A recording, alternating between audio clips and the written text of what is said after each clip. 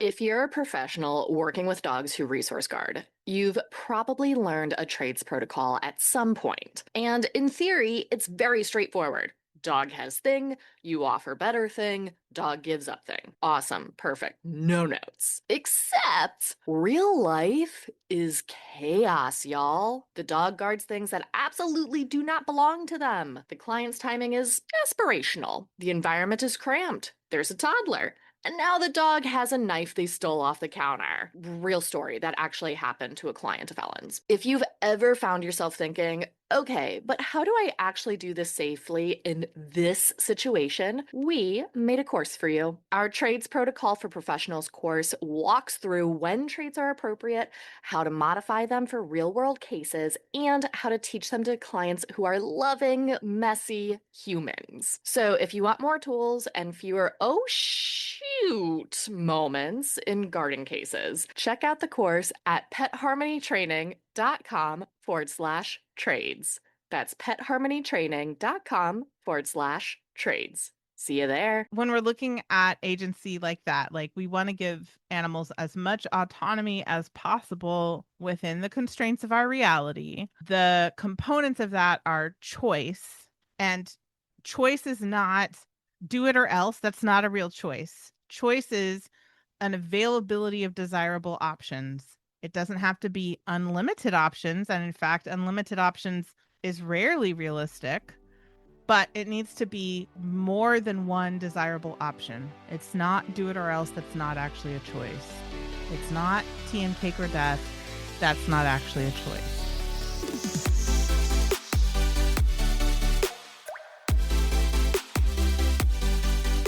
Welcome to Enrichment for the Real World, the podcast devoted to improving the quality of life of pets and their people through enrichment. We are your hosts, Allie Bender. And I'm Emily Strong. And we are here to challenge and expand your view of what enrichment is, what enrichment can be, and what enrichment can do for you and the animals in your lives. Let's get started.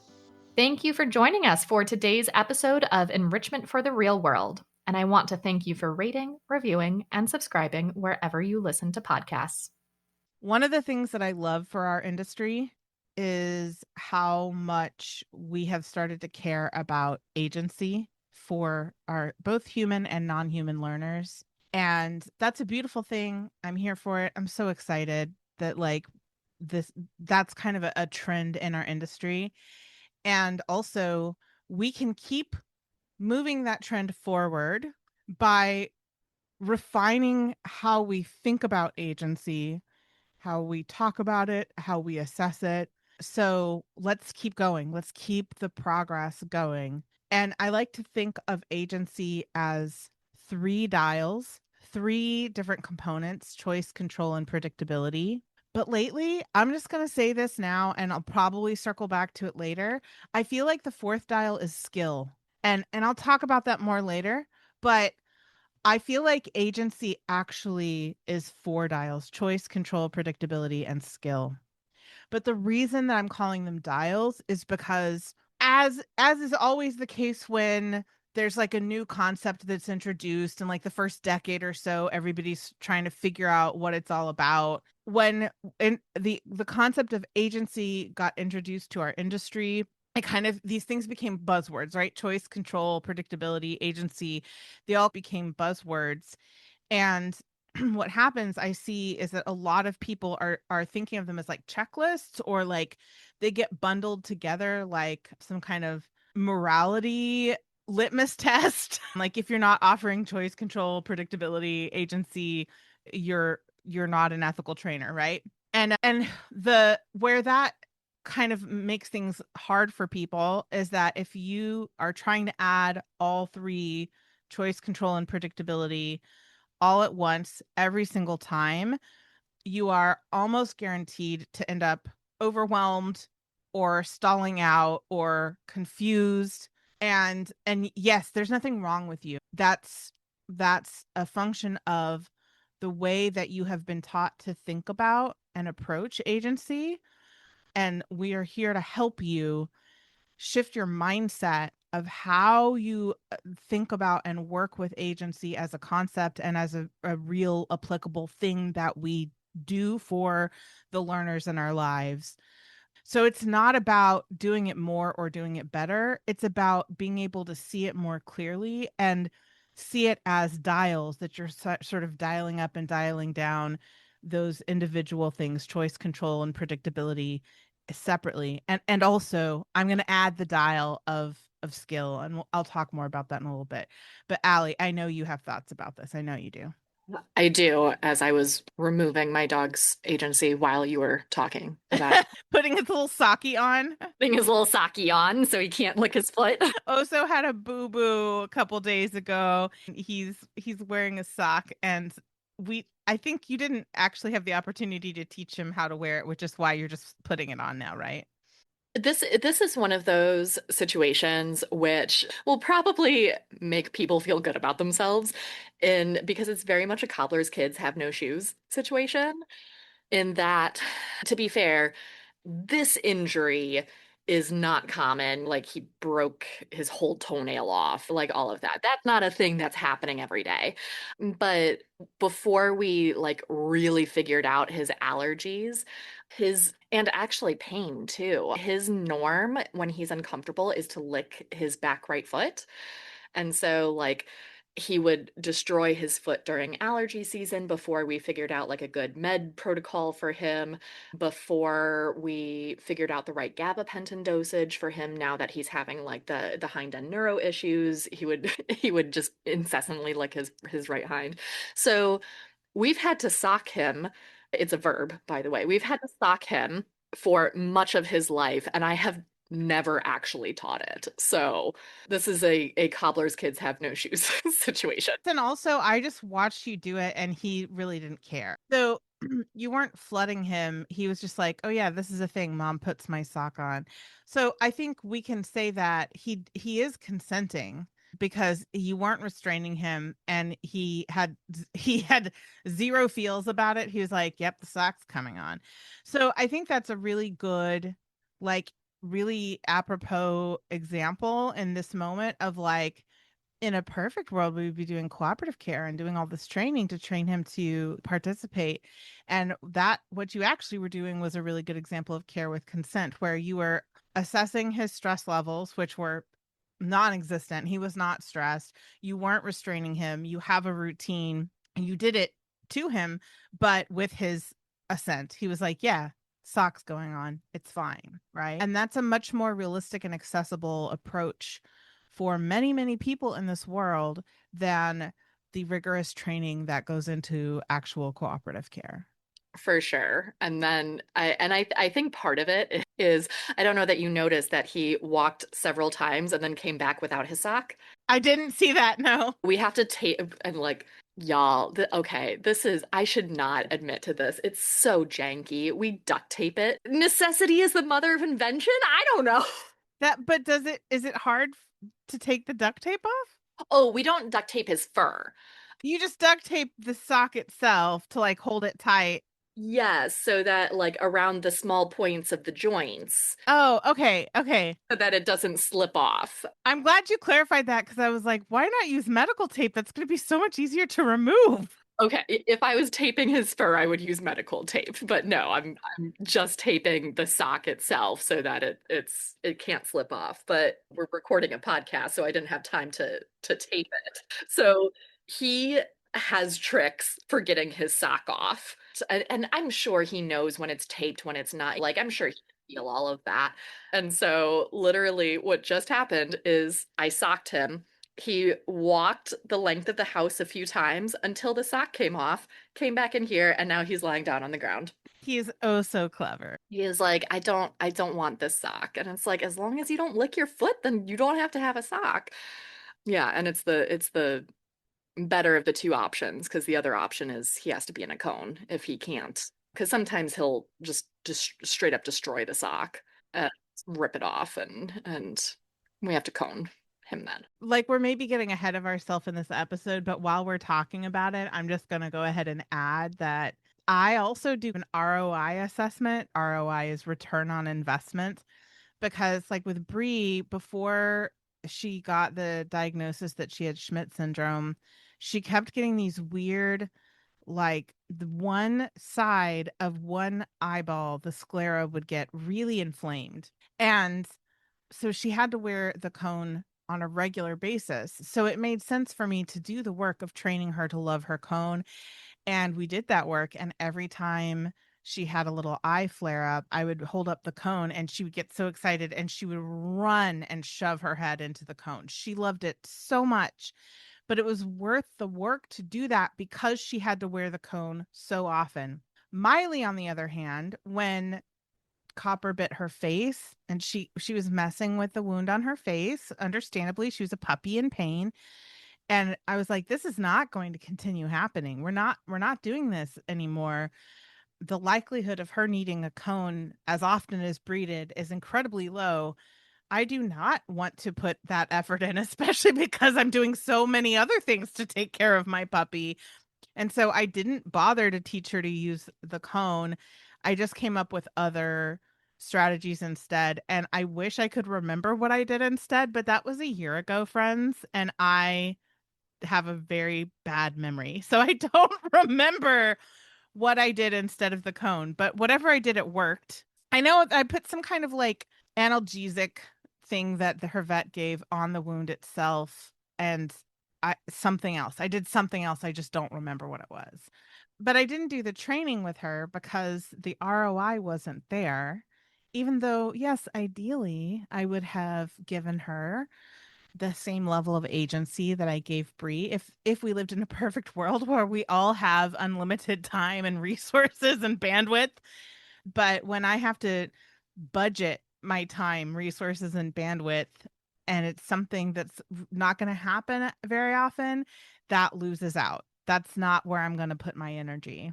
So we found other ways to make it minimally aversive for her. And I will say, I never had to restrain her. I would like gently cup her head in my hand just for stability while I was applying the analgesic to her face, but like there was no other restraint. She never showed any signs of distress. She never opted out. So even with the sort of like lack of choice and control, she still had predictability. We still minimized how aversive it was. And she's still there. I don't know how else to say this other than like we just weren't using restraint. It was a no restraint procedure, right? So we still gave her lots of.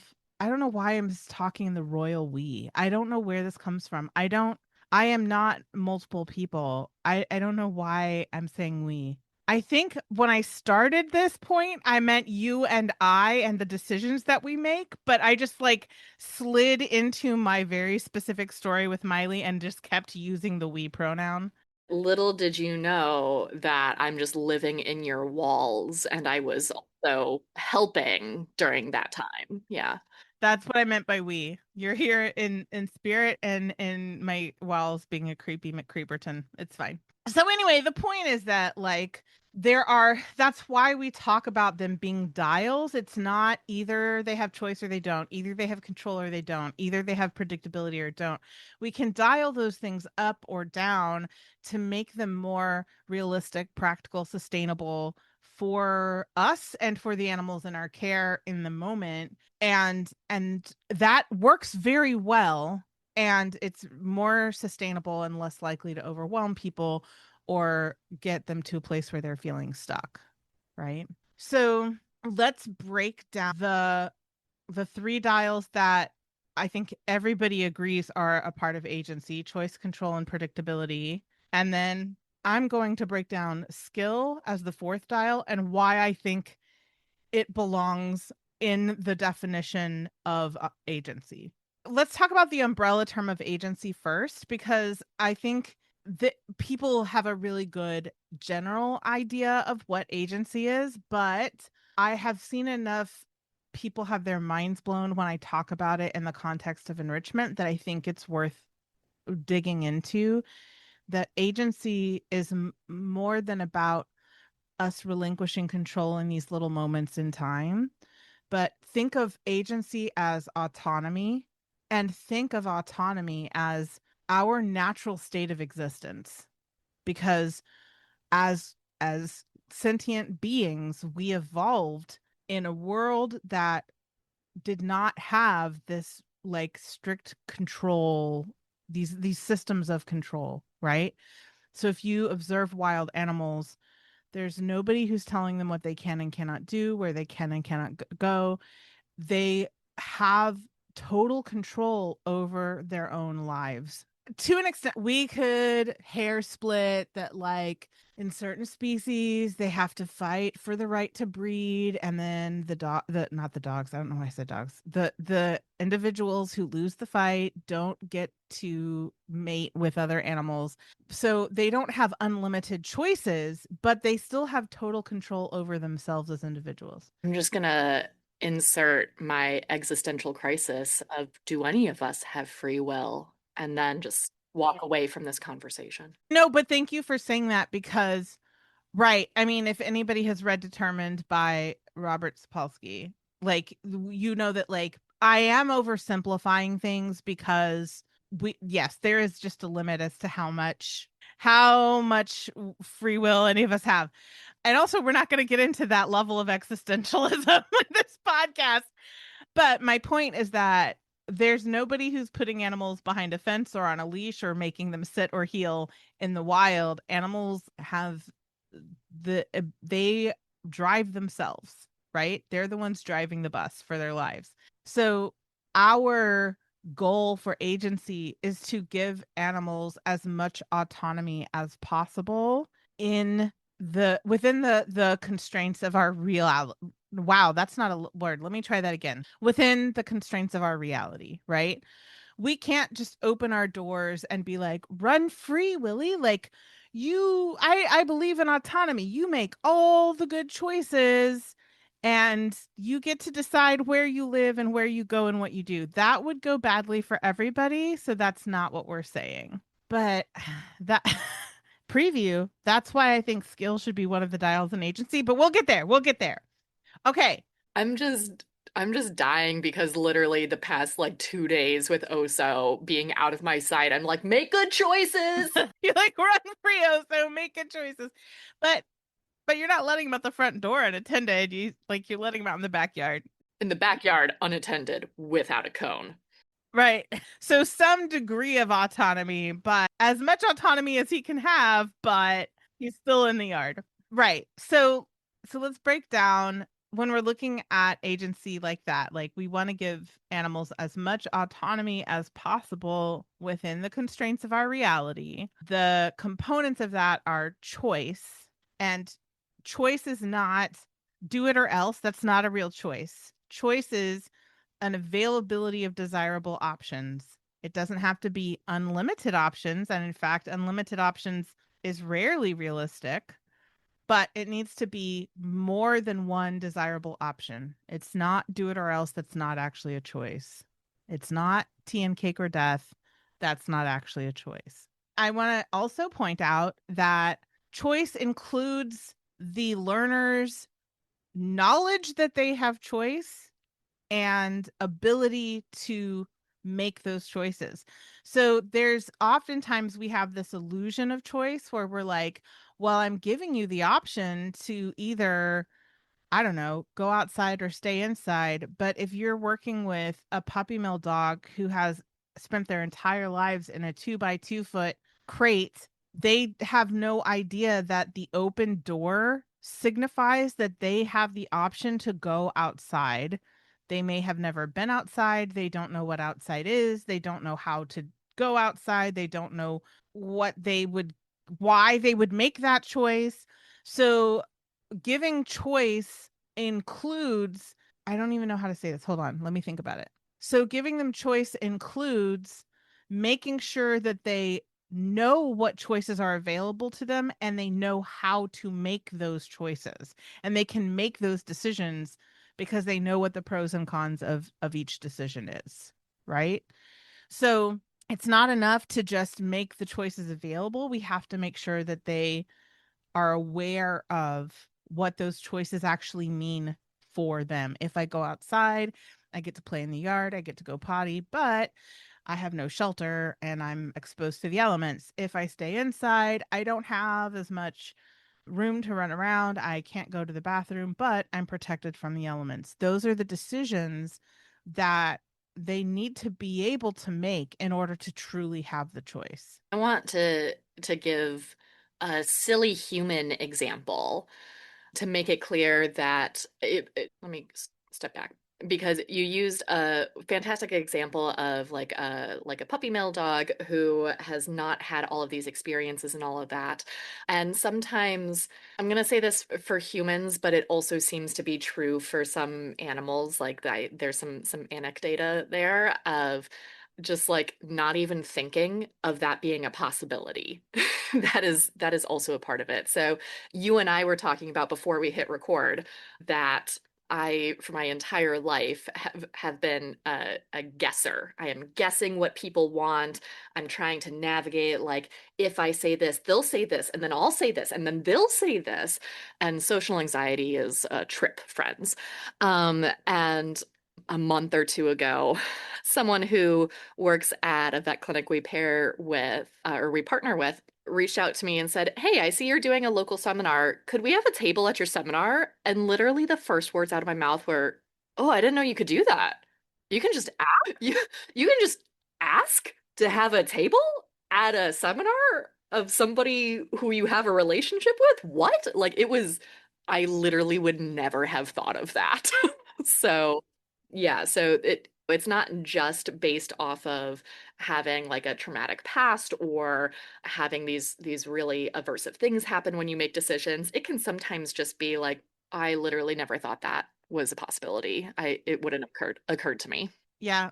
The more we're talking, the more I'm convinced that skill is the fourth dial for agency. Let's talk about control and what that means in this context. So, when we're talking about control, giving animals control as a facet of agency, we're really talking about giving them the ability to influence their own outcomes instead of making all those decisions for them and influencing all the outcomes on their behalf. So, we want animals to realize, I mean, learners of all species, including humans, like one of the things that we do at Pet Harmony is try to empower the human learners that we work with as well. But we want our learners to know that their behavior matters in whatever context that we're in with them, right? That how they behave actually does impact the world around them. And that is so important. And what I find really telling about our culture is that when we see that animals have learned that their behavior matters and that they can influence their outcomes, our culture brands that as the animals being manipulative. And that is so telling of how we think about agency and control and which learners which sentient beings are allowed to impact their environment and which ones, if they do it, they're considered manipulative. Yeah. Allie just made a mic drop motion. So we say in our book, and I'm just going to say it again here, if you're worried about your pets controlling you or training you because they have learned to give you signals to tell you what behaviors they would like you to do, just going to let you take a deep exhale and let go of that fear, because by definition, all of us are learning from each other in every interaction. We are all receiving consequences from each other. So, in every interaction, we are both teaching and learning from each other. So, you can't interact with your pet without learning from them, which means that they are teaching you. And that is not manipulation. That is not a bad thing. That is what we're looking for. That's the goal. The goal is good two-way collaborative communication where you influence each other and you can ask each other for things and you can support each other. So this fear of being manipulated or trained by your pet is because we live in a coercive culture, not because there's anything wrong with a non-human learning that their behavior matters and that they are capable of influencing their own outcomes. So that's control. Predictability is the ability to anticipate what happens next. And it's an important part of agency because it reduces cognitive load. And so when you live in a very complex world where you're having to make lots of decisions, decision fatigue is real. It's so real. The business owners know acutely how real decision fatigue is. And when an animal knows what to expect, when a learner knows what to expect, and they know what happens next, it it empowers them to make those choices that we talked about earlier. If you know that when you make this choice, XYZ outcome will happen, that is predictability. If you make a choice and the outcome is unpredictable, it's not really a choice, right? Then you're just like gambling. Then you're just like rolling the dice and seeing what happens. The thing that makes choice is that the outcomes of your choices are predictable. And obviously, there's a lot about life that is not predictable.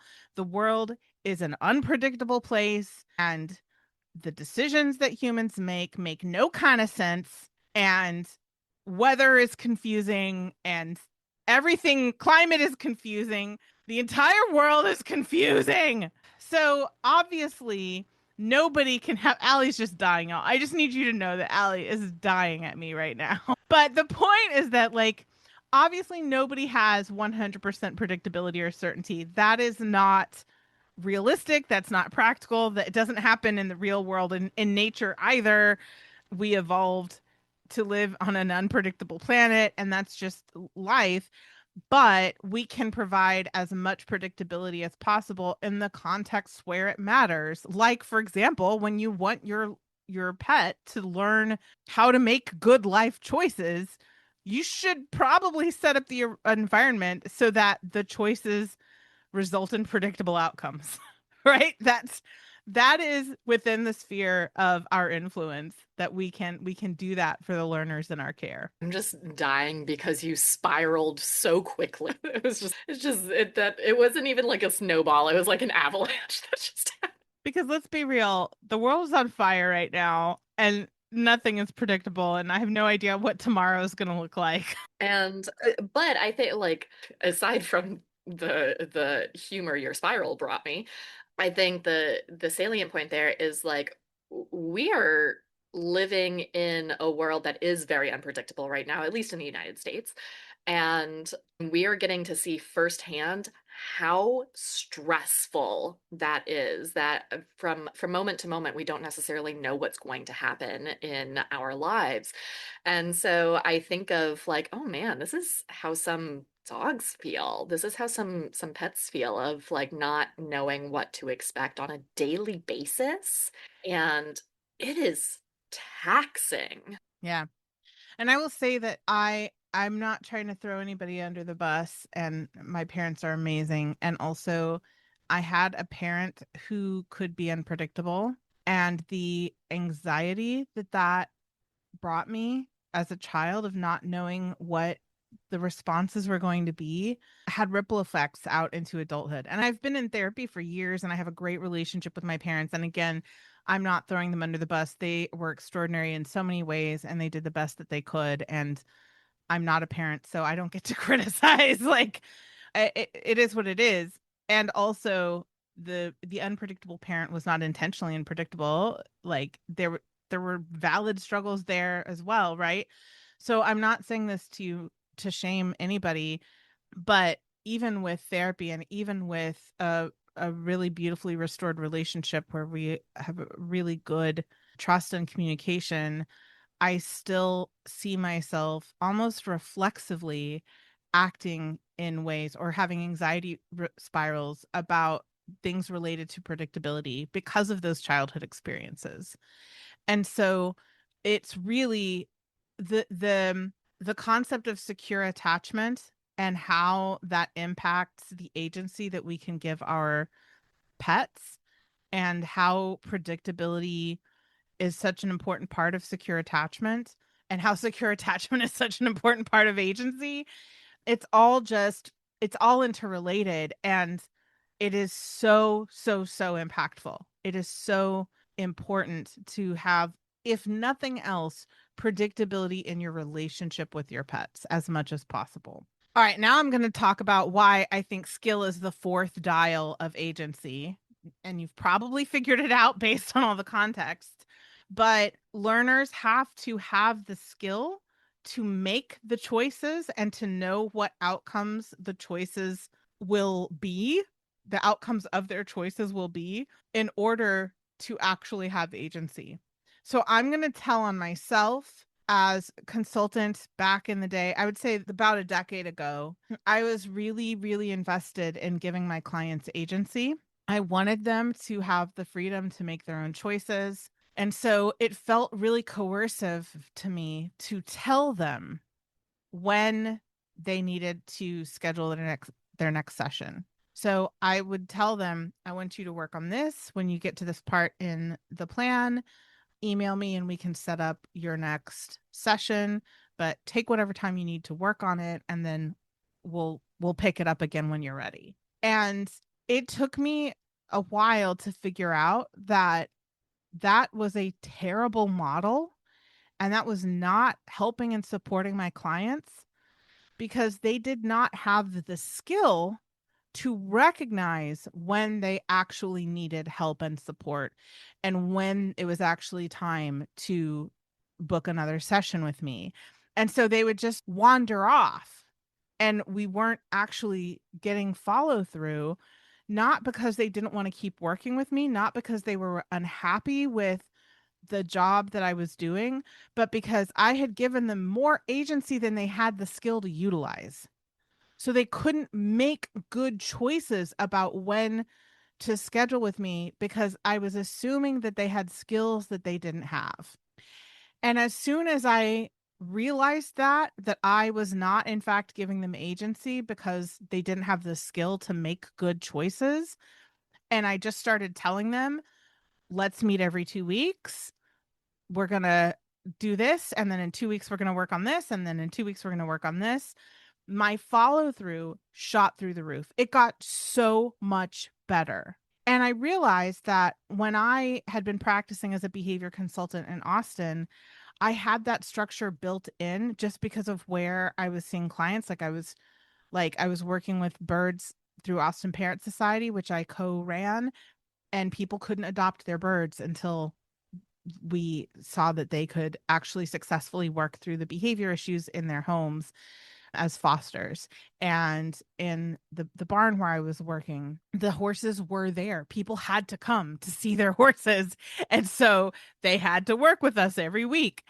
And I can't remember everything all of the structure that I had, but those are examples of how I had built-in structure in Austin, and that was why my outcomes were so much better in Austin than they were in Utah. There were other mitigating factors as to why I struggled in Utah with client follow through, but that was a big one for me. And I saw a huge shift when I realized that I wasn't setting up my clients for success because I was giving them more agency than they had the skill to handle. And this is critical because I'm seeing more and more people in our industry talk about training as being intrinsically coercive. We don't need to use training because if we really want animals to be enriched and live their best lives and be the dogs that they're meant to be, and we want them to have their kind of natural behaviors, we shouldn't be training them skills.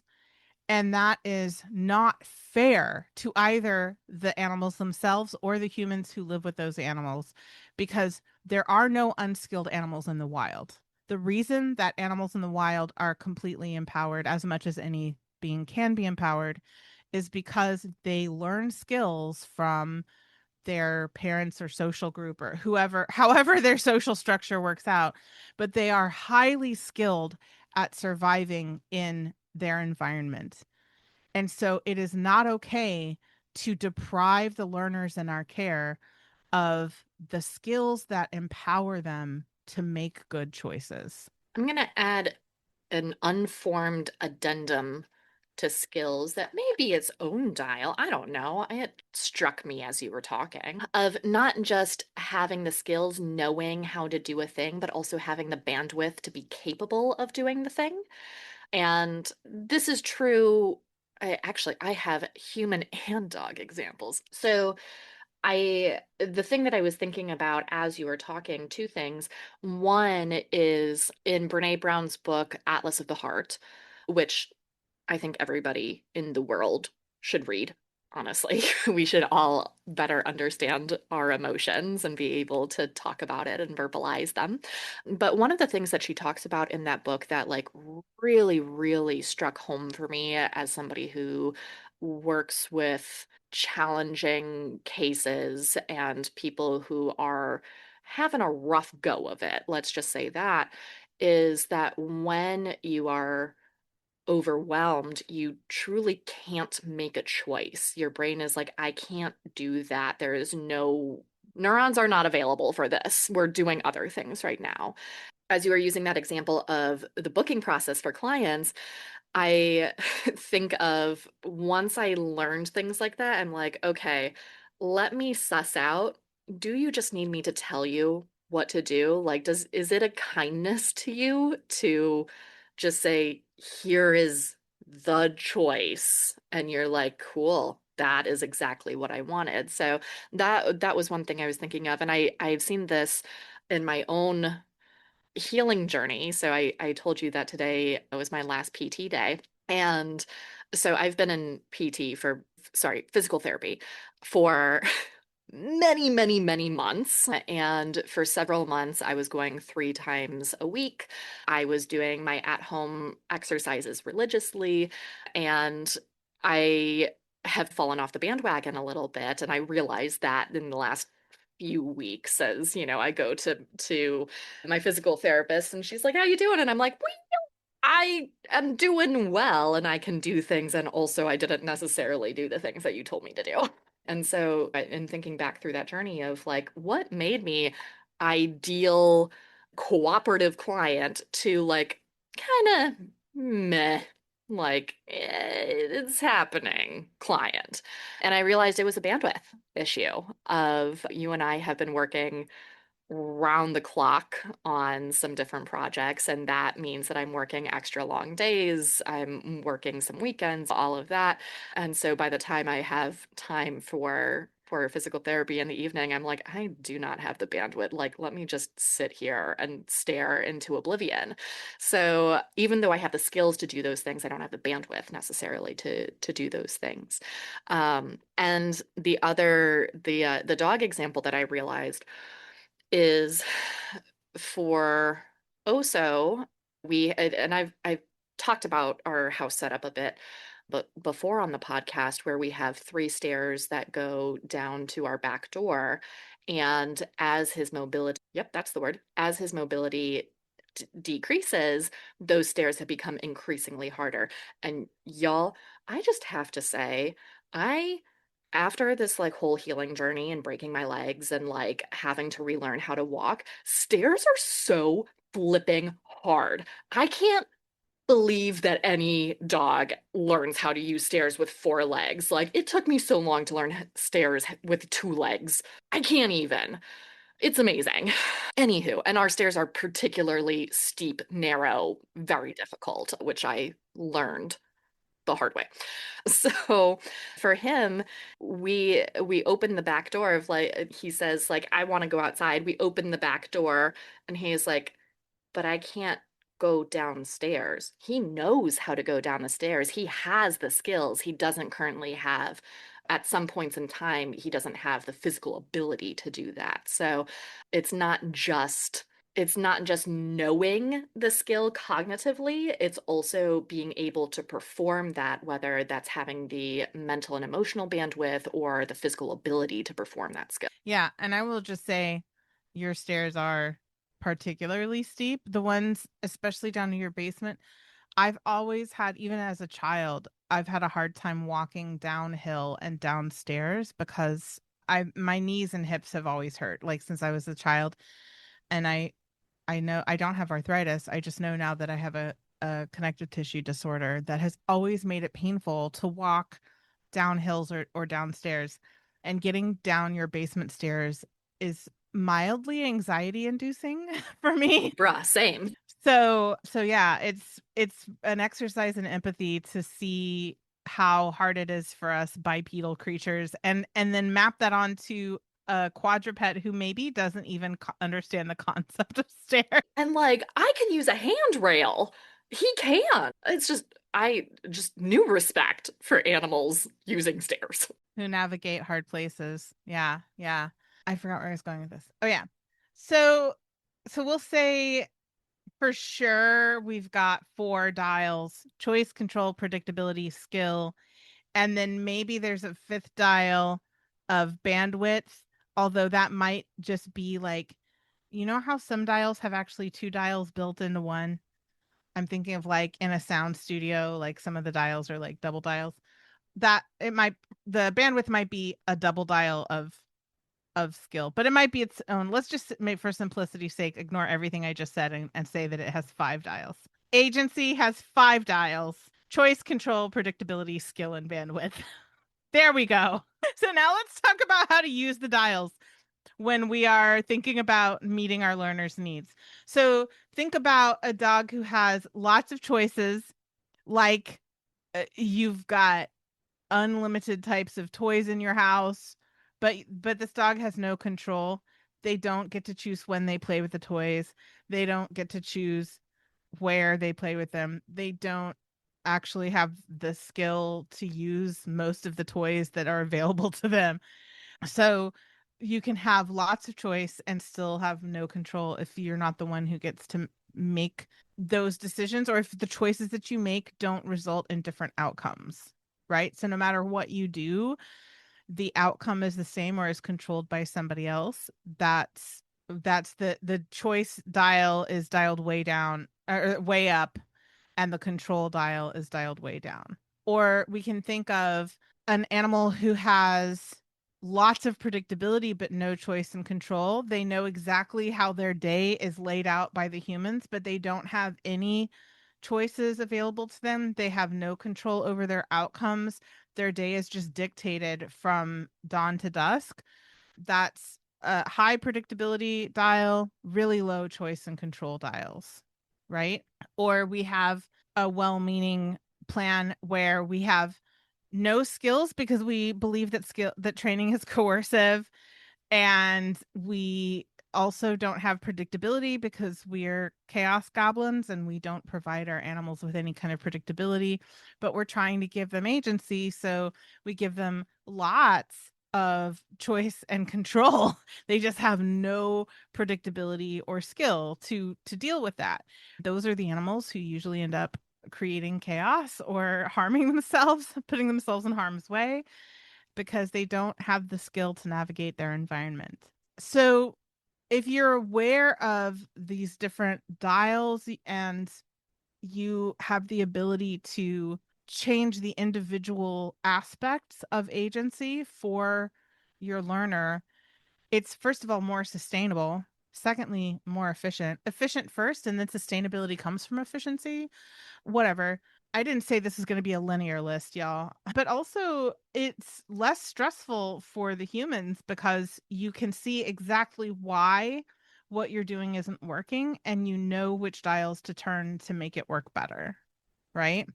So it's not necessarily a training failure. It's just you haven't yet learned how to see the exact component that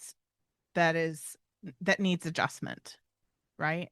And a lot of times behavior issues are context problems. Wearing a skill-shaped costume where the learner has lots of skill and they're exercising that skill in a context that we don't want them to exercise that skill, but they don't have the skill to make better choices in this context. So a good example of that is honestly anything. My brain was like literally any behavior. But okay, let's pick digging, because I'm doing truffle hunting with Miley. So digging is on the brain. Digging actually requires quite a bit of skill and physical ability. It's great core exercise. So Miley has great digging skill. And if she were to dig up my bonsais again, like she did when she was a puppy, that context would be incorrect. That is not the place to exercise that skill, Miley, and it would cause me great distress. And also, the reason that she did that last year is because she didn't have the skill to be around my bonsais and make better choices around the bonsai. So she did have skill. She just didn't have the skills for the context. And so she was applying a skill that's great in other contexts, like truffle hunting, to a context where it was super not great and made me very sad. Right. So when you think about behavior problems as instead of being like, this behavior is bad, I don't like it, I need to make it stop. And instead, you're recognizing this behavior is an expression of skill in a context that we don't want it. That makes it so much easier. It makes it so much easier because then you're like, okay, well, what context do I want my dog to utilize these skills?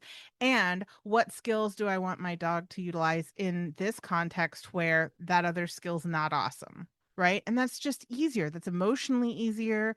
That's much more simple than just trying to get a dog to stop doing, like, I don't know why people think punishment is faster. It might be faster in this moment, but like you just have to keep doing it over and over and over again until they figure it out. It's not faster in the long run, y'all. I don't know why people think it is, but it's also more sustainable and it's emotionally easier, etc. Right? So when something like that isn't working, if you learn how to examine the system first and know which dials to turn, it's just an easier way to exist, honestly. And who doesn't need an easier way to exist? We're all tired because the world is on fire. Allie's dying at me again. You're just a roller coaster today. Sorry that I'm a roller coaster. No, you know what? Like it's not far from your norm, to be honest. And so I'm just delighting in you. How about that? Okay, I accept that. You're delighting in the emotional roller coaster that is me. Yes, yes. I feels intensely, friends. So hopefully by now you've figured out that you don't necessarily need to have all the dials turned up all the time. And I I feel like this is a really precarious thing to tell people because there are so many people in this world who justify coercive techniques because they're like, well, this animal doesn't have the skill and bandwidth to make good choices, so we have to apply this aversive or coercive strategy. Like we're making the choices for them because they don't have the bandwidth to make the choice. And I have such big feelings about that because, like, as Allie knows, because she had to listen to me rant about this earlier today, stop using terms you don't understand. You might as well, if you're going to learn the terminology, you might as well learn what those things actually mean and what they actually look like in the real world. I just, this is something I'm very salty about. But in the defense of people who do that, it is legitimately complex and it is easy to miss the mark. So, setting my salt aside, I think it's important to acknowledge that you will make mistakes. It's not a matter of if, it's a matter of when, because we are humans and we all make mistakes and this stuff is hard and complicated. I just have been pitching all day that it's easier, but it's at least it's still hard because everything in life is hard because the world is on fire. I'm fine. Everything's fine. We're all fine over here at Pet Harmony, friends. But no, I do want to acknowledge the complexity of the situation and that sometimes it can be genuinely hard to tell. But what I do when I have a moment where I'm like, I just need to make a decision for you, either because you don't have the bandwidth, you don't have the skill, or I don't have the bandwidth, I don't treat that as a permanent thing. I'm not like, well, this is how we roll. I'm like, okay, this is what I had to do in this moment because it was the best choice that I could make in this moment. But what is our plan moving forward to give this learner more autonomy in the future? What do I need to change in the future so that I don't have to keep depriving this animal of choice? Right. So if I have to deprive an animal of agency or autonomy because they lack a skill, then that tells me that in the future, I need to teach that animal the skill to make better choices, right? If I have to make a choice for a learner in the moment because they don't have the bandwidth, then that tells me that I need to figure out why my learner is chronically stressed and change their environment so that they're not chronically stressed, so that they have the bandwidth to make better life choices moving forward. So I think that's the difference between what we're talking about and what I see so often is trainers justifying coercion because their learners don't have the skill or the bandwidth to make better choices. I don't see that as a justification. I see that as something that I need to do in this moment to get through this situation. And also, it is a signal to me that I need to change at least one of those dials that we talked about so that we don't have to keep doing that in the future. Yeah, I've been thinking a lot about this topic in the last few days because of this whole toenail nonsense that that is happening and having to evaluate, is there something that I have to teach? Is there something I have to do? Like how do we do this moving forward? This is now the second time that this has happened. The first time was better because he just broke the whole toenail off and we didn't have to deal with a vet visit and all of that. And so we talked a lot about how do we fix this moving forward, because once is a fluke, twice is the beginnings of a pattern, then that means that we have to now truly address this issue. The nice thing is we think that we can do it through just environmental management and fix the part, not fix, it's not broken, change the part where he's getting his toenail caught and all of that. But it also allowed me to, or it also shed some light on, are there other things in our strategy and our plan that we need to address? So, for example, we had to go to the vet this time around. He had to be sedated. They had to remove the toenail. It was a whole thing. And as we were there, I was like, ooh, I really need to get back to doing happy vet visits. I am seeing a difference in his behavior going to the vet than it used to be. He used to readily walk in, not displace and try to postpone going into the building, whereas we have seen that the past couple of times, because the past couple of times we've had to go to the vet have been emergencies. And so I was telling them as I was there, it's like, I really need to get back to happy vet visits now that I'm able to handle him again. It was a plan and then had to be postponed while I was healing. So that was one where it was like, okay, this is a skill we had.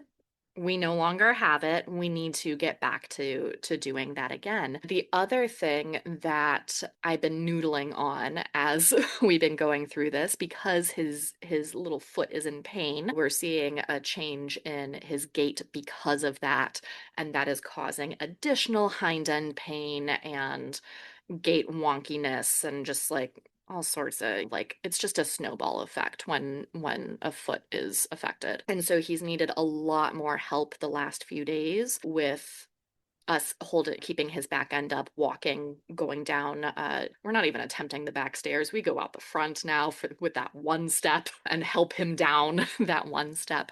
And so I was like, okay, I'm getting a glimpse into the future. I've been saying this for years. We know mobility is going to be a thing for him. It is currently, it's going to continue being a thing. I'm getting a glimpse of what does this look like as it continues to deteriorate.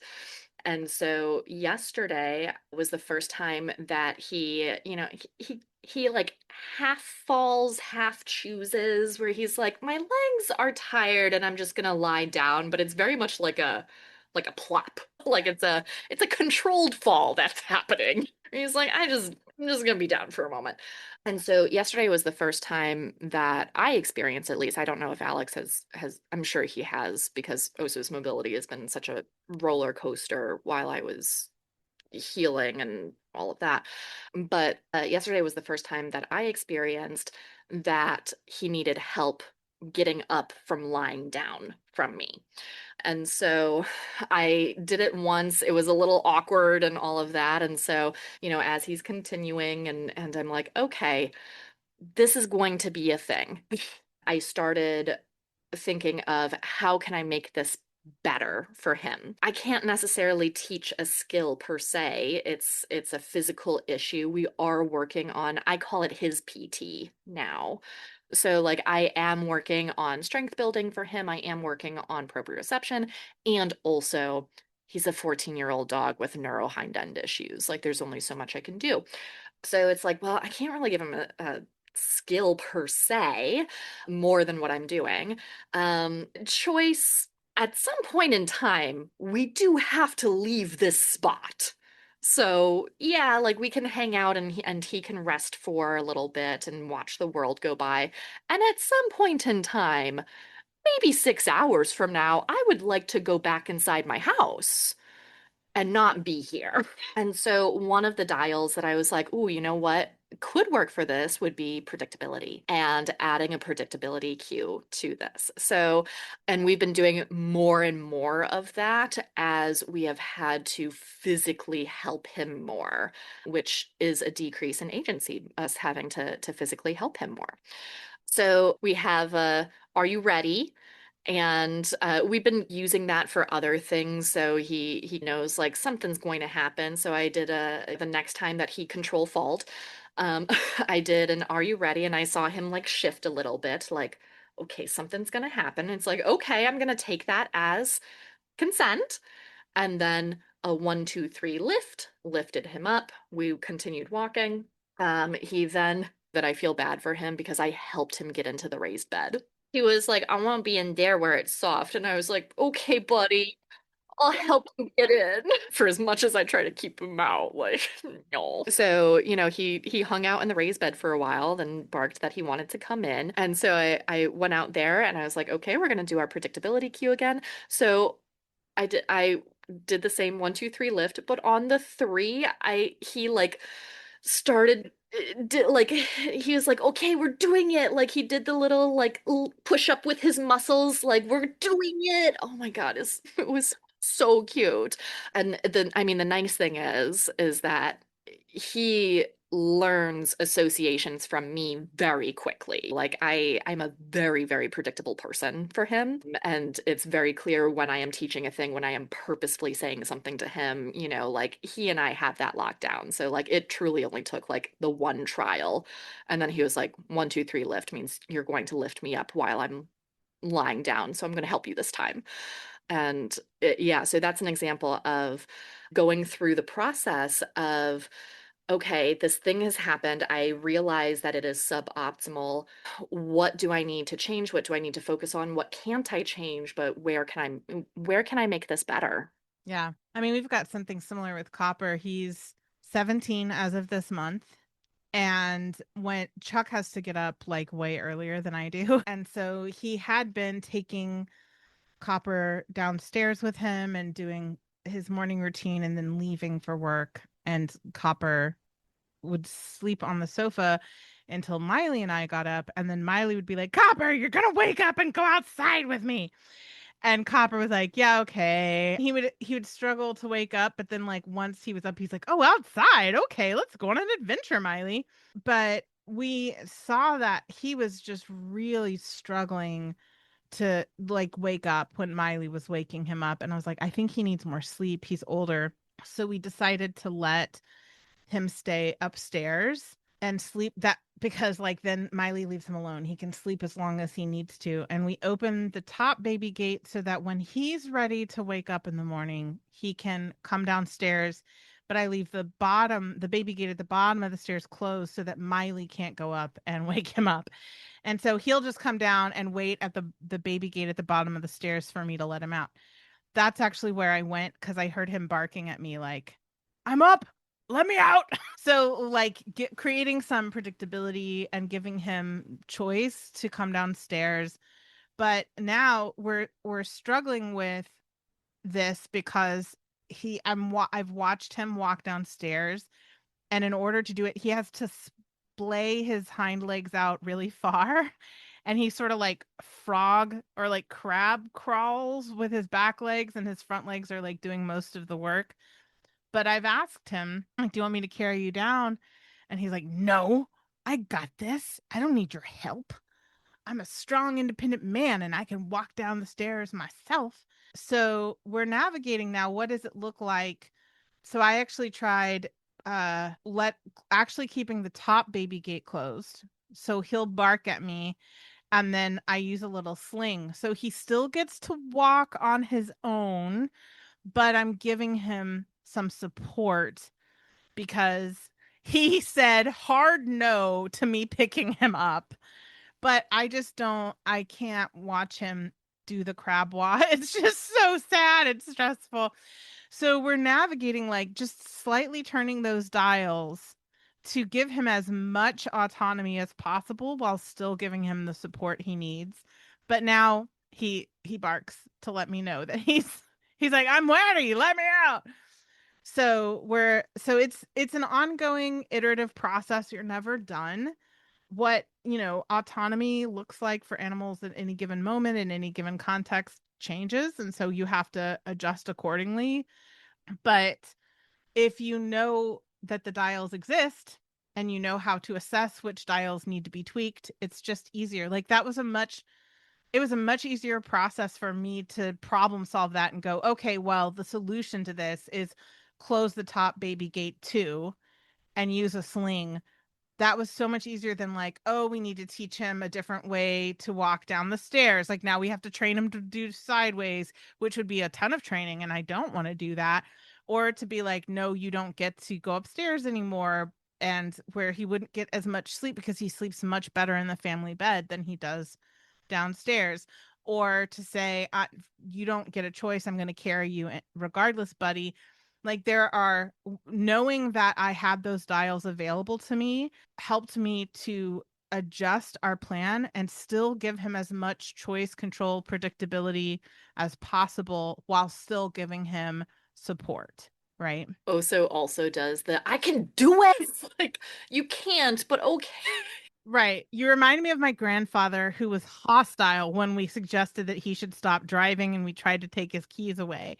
Like, we're trying to take your keys away, buddy, and you're not having it. Yeah. I've started with going up the back stairs because up is easier than down for him, but still sometimes up is hard. We have a do you need help? And if he like I wait a little bit until I'm like, okay, this is now longer than just like collecting himself to go up the stairs because sometimes you need a moment to collect yourself. And so I have a do you need help? And if he just like goes up the stairs like, no, I don't need help. And then if he stays there, he's like, I need a little help. The reluctance is hilarious to me. It's so delightful. Yeah.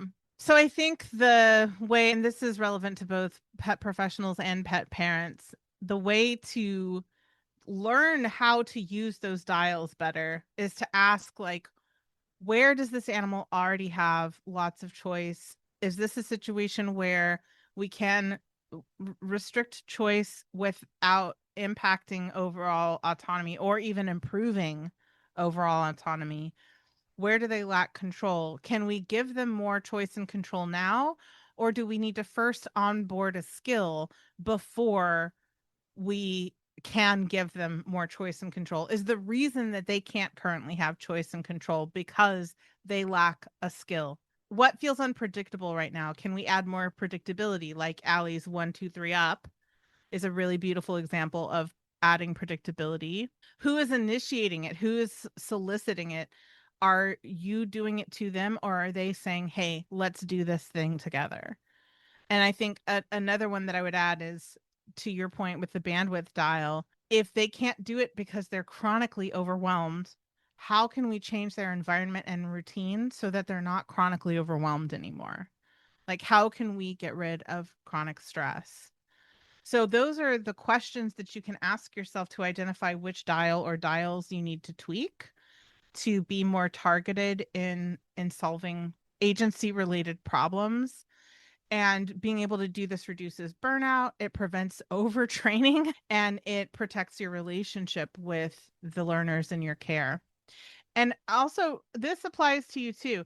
And I recognize that I have been openly exhausted this entire episode. And Allie and I talked about how we've been burning the candle at both ends because we've got this major project on our plate on top of all of our regular work. So it might sound hypocritical for us to be talking about this at the end of this episode of all episodes.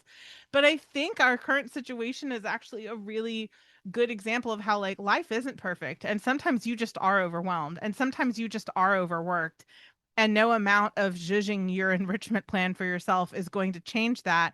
But there are still things that you can do to prevent or reduce burnout, overwhelm, give yourself more agency. And so like before we started this recording, Allie and I talked about how we both probably should have worked over the weekend, but because we have been working weekends every weekend this year to get these projects done and launched, we both made the decision separately from each other, but this is how Allie and I operate. We're very we're kind of a hive mind. We both made the decision to take the weekend off, even though we probably our work demanded that we work the weekends, and we said no, we need to take this weekend off so that we don't get burned out, so that we can do some self-care, take care of our house, all that stuff, right? So there are ways that you can exercise choice and control even in a low choice, low control scenario to make life just a little bit better. We chose to opt out for the weekend to give ourselves a break. And also, I don't know, I can't speak for you, Allie, but for me, when I'm in these periods, I fold in a lot of predictability for myself by spending the extra money on pre-made meals. And so like my normal meal service is amazing. And also it still requires you to do some cooking. And in periods like this, I will switch to a slightly more expensive meal service that just gives you like everything's just ready to eat. Like maybe you have to heat it up, maybe not, and I'll spend the extra money on that because it helps the predictability of knowing that when I'm done with work, I don't have to then cook. I can just feed myself is amazing. I also know I plan that I'm going to have to be sleeping more than I usually do. Usually I need 6 hours of sleep a night. I have been folding into my schedule 8 to 10 hour nights of sleep because I've been working so much and I'm so tired. So I have that predictability of this is hard. We're tired. We've been in this marathon that's also somehow a sprint for months now. But I know that at the end of the day, I'm going to get plenty of sleep, right? So there are ways that we can tweak those dials for ourselves, even in times when we are tired and being an emotional roller coaster live in front of an audience, that we can make it easier for ourselves, make it better, get through the hard time. Yeah, absolutely. I think having really solid systems, whether you're business owners like us or just in your daily life, household, whatever, just having really solid systems where you're like, this works for me and it reduces my cognitive load. It doesn't add a ton of extra work. It doesn't lead to decision fatigue, all of that. I think that is so, so helpful in these periods. One of my favorite systems that I've created for myself, and it's been so helpful during these times so that I can make choices about things I actually want to make choices about, is I have a set of daily alarms that I just click once, and for the next 2 hours it tells me what to do, and it's based off of my time audit and how long it takes me to do things and the best way that my brain works for moving one task to another task, and all of this stuff. It's been a labor of love figuring out the system, and honestly it's like so wonderful that I can just like hit the button, and then at some point in time it's like, take a break and go outside, and I'm like, oh, that's a good idea, okay. And then I can use my brain for the things I actually want to use it for, like figuring out how to better enrich my dog. So to recap, we've decided that there are 5 dials in agency. I guess, surprise industry, there's 5 of them: choice, control, predictability, skill, and bandwidth. And being able to ask questions to help you identify which of those dials needs to be tweaked can help you be more effective and efficient and sustainable in how you address problems that arise or conundrums that happen, so that you can give everybody in your care more agency without it being a overwhelming slog. I hope you enjoyed today's episode, and if there's someone in your life who also needs to hear this, be sure to text it to them right now. If you're a pet parent looking for more tips on enrichment, behavior modification, and finding harmony with your pet, you can find us on Facebook and Instagram at Pet Harmony Training. If you're a behavior training professional dedicated to enrichment for yourself, your clients, and their pets, check us out on TikTok and Instagram at Pet Harmony Pro. As always, links to everything we discussed in this episode are in the show notes. Thank you to Ellen Yoakum for editing this episode and making us sound good. Our intro music is from Penguin Music on Pixabay. Please rate, review, and subscribe wherever you listen to podcasts. That helps more pet lovers and professionals find us so they can bring enrichment into their world too. Thank you for listening, and here's to Harmony. You had a face. Did you want to say something? No, my face is that my fingers are hypermobile, and so pulling the ribbon taut is sometimes ouchy. That's what's happening here. I couldn't tell because you were looking down. I couldn't tell if it was a smile, a grimace, or you were opening your mouth to say something, but it was a grimace. I am attaching tags to 600 can lids. What I'm doing. That's not a hyperbole. It's actually 600. No, I did not assume that was a hyperbole. I assumed that was an accurate count. That's an accurate count. Because of course that's what you're doing. Because of course that's what I'm doing. And then you're like, why am I wearing too many hats? And why am I overworked? And why don't I ever have enough time to do things? Okay, you know what? I have only been multitasking this particular project. So time is not a problem.